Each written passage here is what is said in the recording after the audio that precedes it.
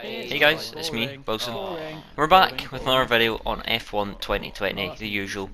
And it's round 6 of PSGL F1, I'm pretty sure it's round 6, yeah. And we're here for France, Paul Ricard. And I better clear up, if you don't follow Twitter, then you're not really in about the league racing community. Pretty much what happened last week in Zandvoort, and the reason I didn't upload it is a few things. During the race, we qualified 7th or something. Qualifying all went wrong. It was shambles. And then during the race, we weren't doing too well. I think we're still in 7th or something. And after the pit lane, or pits, Samuel Bean spun in front of us, and we pile drived right into the side of him. So that was great. We couldn't really avoid it, to be honest. It was a bit stupid from Samuel Bean going for some interesting moves around a corner where you can't leave space. I think it's impossible to leave space there, to be honest.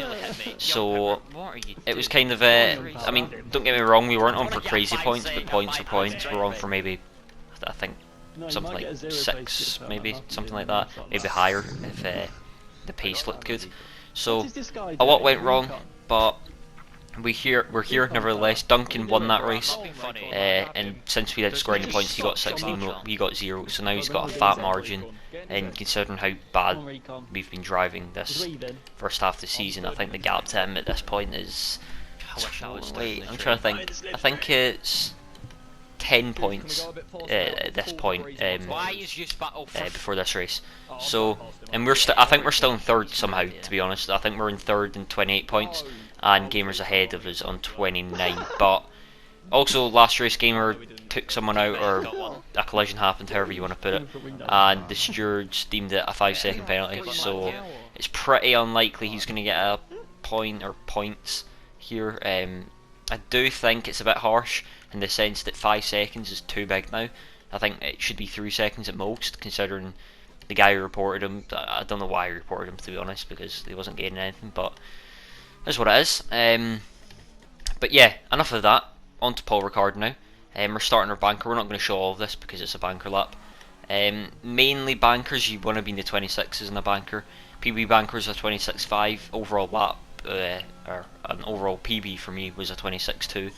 So if we can get in the 26s, we will be Gucci. So come around this final corner, I didn't go too well. We lost a solid, I don't know, 3 tenths there, maybe? Yeah, I'd say 3 tenths. Christmas does a 0.9 and we do a 0.0. So great banker, which I think we're on for maybe a 0.7, 0.8. So that's out the window. So not great confidence going into our second run. You really want to build your laps up throughout these qualifications, because the more confidence you can have going into your final run's great, and it can make the difference from 2nd and 1st or wherever you're fighting for in the grid. So yep, just coming through our 2nd lap. Even now I can't really see my screen, that looks like a 2 tenths up, and then we know there's time in this final corner, so let's see how much we gain. Come around the final corner, do we hit the apex this time? We missed it slightly, but not as worse. Yeah, we're about 2 tenths up, we gained 2 tenths. So 4 tenths up, and it's going to be a 26.6, so a pretty solid lap, not anything crazy. Would be better if it was in the 0.5s, but we'll take it nevertheless. I think that secures a top 5 if something goes wrong, which obviously isn't ideal, but it's something. But now we're preparing for our final lap, as Will G actually goes fastest with a 26 low 6, a 6.06. So I did not expect that at all. I know this is his best track, but I can't lie, no offence to Will G.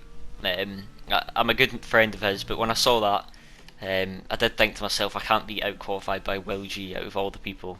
I think it'd be embarrassing for myself, and I don't think I'd be too happy with myself. So going into this last run, I think I did a little bit too much pressure to myself to complete a quick lap, but nevertheless we're going to stay on board for this whole lap. So into turn 1, brake just at the start of that curb, fling in, take a lot of curb there, and we actually lose about half 10, so it was not ideal at all. Taking a little bit too much curb, then into this right hander, fling in, take a lot of inside curb, and then let this left curb drag you round, and then set up the exit slightly here, up to fourth quickly to minimise wheel spin. We do a high 0.3 first, drag that curb in as well, a lot of curb usage in this track to get that rear end rotated, and coming onto this straight, we're 700s down, 7.5 down, so it's not looking good at all. We're about a tenth down on our time, definitely down on Will G. Into a chicane, very hard to nail. It doesn't look it, but it definitely is probably one of the hardest corners in the track. Through there, and nothing crazy, but we gain about 200s on the delta. And what is the sector split going to be? It's a 0.040, so again, nothing crazy. You can do that on bankers, to be honest, so it's not looking good. We're going to have to really pull it all out in this last, through this flat or long right hander. We take that really nicely, set up the exit up into 5th gear, and we gain all the time we lost. Then through this long left, really easy to snap the rear end up into 5th to minimise wheel spin. And it looks like we're a half tenth up from the screen, or the delta, through this left hander as well.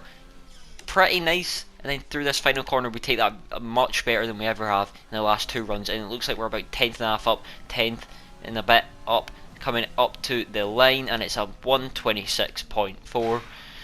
And not a bad lap, to be honest. Could have gone way worse. 0.4, that might be pole, so or I'm pretty sure it's pole at this point. At this point in the session, I'm pretty confident that's pole, and we're the last person in track, and it is.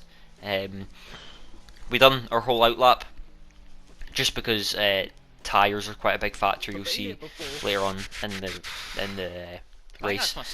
But yeah, I was pretty satisfied with that lap. Apart from the first in middle sector, I'll take it. I didn't show the grid there for some reason, I thought I did. But yeah, apart from the first and middle, which were about a tenth in each sector, oh, maybe not the middle, but definitely a tenth in the first and half tenth in the middle, we lost. So yeah, I was fairly happy with salvaging it in the last sector. But yeah, as I was saying, Matthew's in second, our teammate's in 15th, which I don't think it matters, to be honest. He's not scoring points to me, so I just have a bit of fun. But yeah, Matthew is in second. This is one of his best track, or it is his best track. Yeah, it's his best track.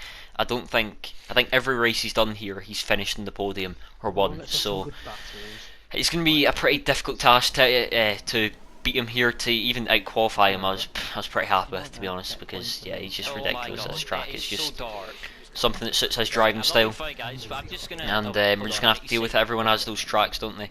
So nevertheless, we're starting here. We took the formation lap very cautiously, just because we do not want to put anywhere in these softs. We want to take them pretty long into the race, as they do burn out pretty early. But nevertheless, we've got 3 red lights, 4 red lights, 5 red lights,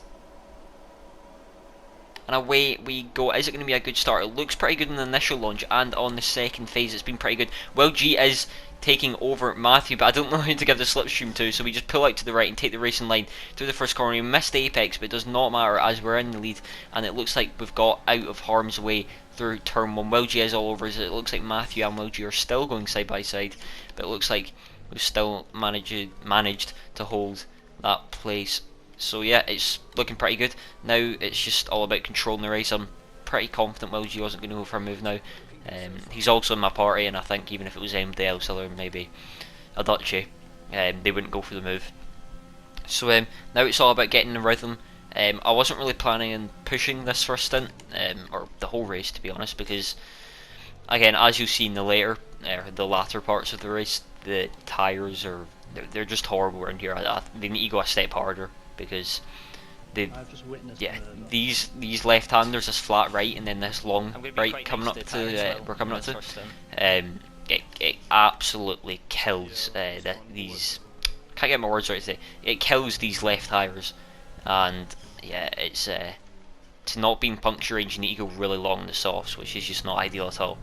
So it's not very helpful, and compared to last game where you could do a hard banker and then go into the mediums, you can't now, so it's been kind of ruined in that sense. So yeah, that's pretty much the thinking behind it. We don't really want to push too much, and even if we did want to push, we're not going to pull a DRS gap from OG. He's not that slow. He's not slow at all, actually, before anybody takes that out of context. But yeah, I don't really think it's possible to pull anyone out of DRS unless it's I don't know. I don't think MD in F1 or the F1 tier would fall at DRS considering how powerful it is. So yeah, nothing really to comment on that. On to lap 7 now. We are in 60+%, as you can see in the bottom right by that yellow light. That does mean you're in 60% or more. And this was the scheduled pit lap. We did think about 6, but 6 you'd be in mid 80s at the end, percentage wise.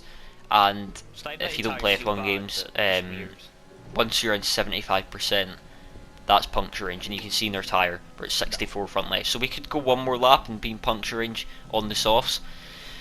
But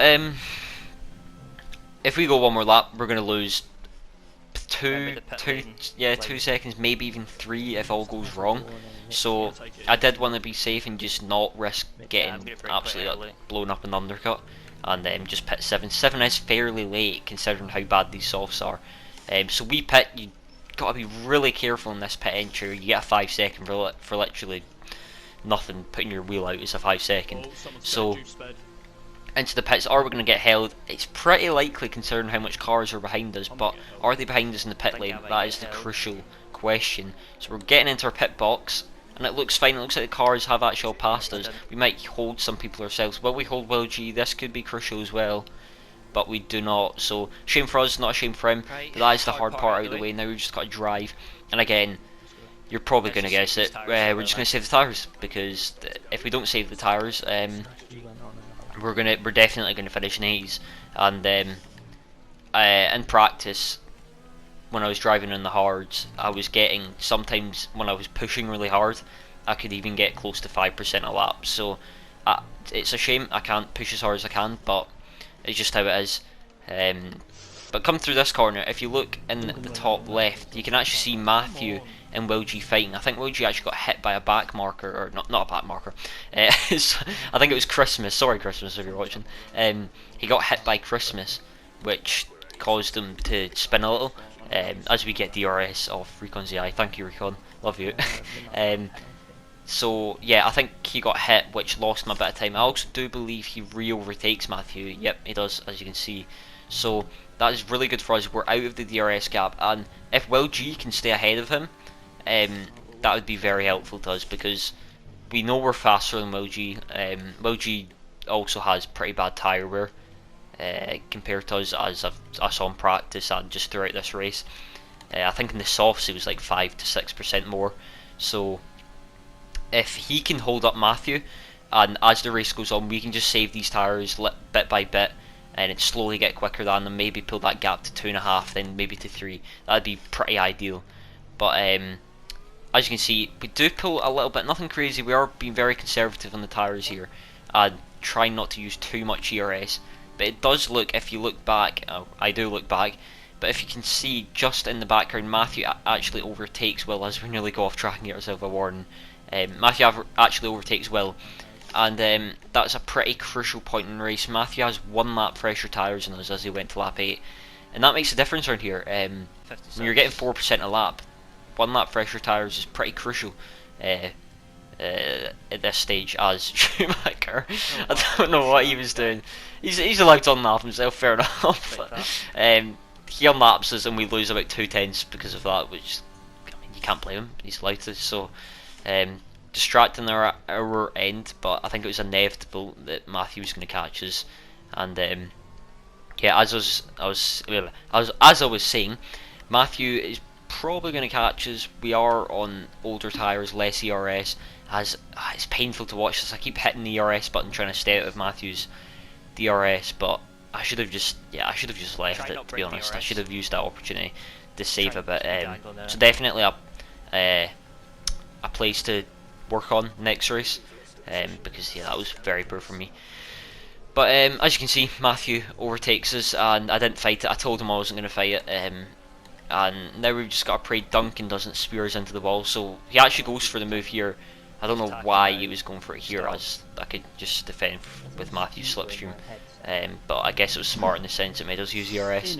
So these last 2 laps are going to be pretty tough. I think we're now at this point, as I think we get a tap there and nearly lose it, which is not what you need when you're in puncture range. At this point, we're 100% in puncture range. Matthew will be on low 70s, we'll be in mid to high. So, and as I was saying, that 4% difference does make a pretty big difference when you get to these percentage ranges and these tyre wear. So, pretty much Matthew's gone. He sat behind us for quite a while in the first stint, so I'm sure he'll have more ERS, better tyres, and yeah, I don't even think the fastest driver in the world could overtake him at this point, because I'm more focused on not getting a puncture and defending from Duncan at this point. So again, it's pretty inevitable that Duncan will overtake us. Pretty same as Matthew. I was kind of expecting it, but we'll still try and fight it. See what we can do.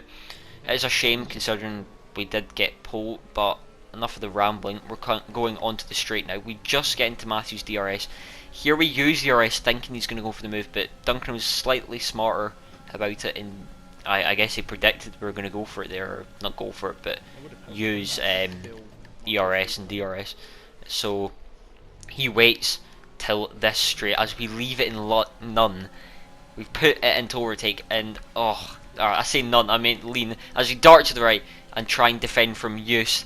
It's going to be tight here. This right-hander, he leaves us no room, and yeah, there's no point in fighting this. I take this right-hander very, very slowly because this is a prime point for the front left blow, and yeah, onto that straight I left it in lean mix, which was not ideal. That might have been the make or break for the win, or second or not, but is what it is. As we come round the final two corners, is Midnight going to go for a move? I don't know if he should, to be honest, as he's got a penalty. He doesn't go for the move, and it's going to be third place by the looks of it. We've ended on 79%, so considering what it could have been, below 80s, even mid 80s, considering the pace we had in practice, 79% is really good. That's a good few percent less than I was predicted, and that can make the difference with a puncture, as seen by Will G, who got a puncture 75%, which is pretty unlucky. I do think F1 need to fix the game puncture wise slightly, because in real life you can see them, they might have the same issue as this, but they can save much easier. You can actually save tyres in real life. In this, it's pretty difficult. You need to drive pretty slow to save tyres, which I was doing pretty much the whole race. So I do think, and it would be nice if they almost raised the puncture percentage, maybe to 80% or something like that. But yeah, it is what it is. You just got to deal with it. Everyone has the same issue. But nevertheless, GG to Matthew in the win. Who didn't expect that? Let's be honest. Matthew's the France god. Duncan got second at the end, which is unfortunate considering we're in a title fight with him. I think he's 11 points ahead now, but I'm pretty confident we can drag that gap back in. I do feel Duncan got slightly lucky with the 11th place and not 10th, but nevertheless he done the job, and he finished it. So we finished third. The gap is 11 points, as I said, to Duncan. Gamer's still in third, so I think the gap to Gamer's like 10 or something, so we've got a fairly comfortable gap, the cars behind, but as what it is, we will move on to the next one. So if you have enjoyed this race, it was a pretty boring one, I can't lie, but if you've enjoyed the video, feel free to leave a like and subscribe, and hopefully we'll be back with more race coverage next week at Canada round 7, I think it is. So see you next one, and bye.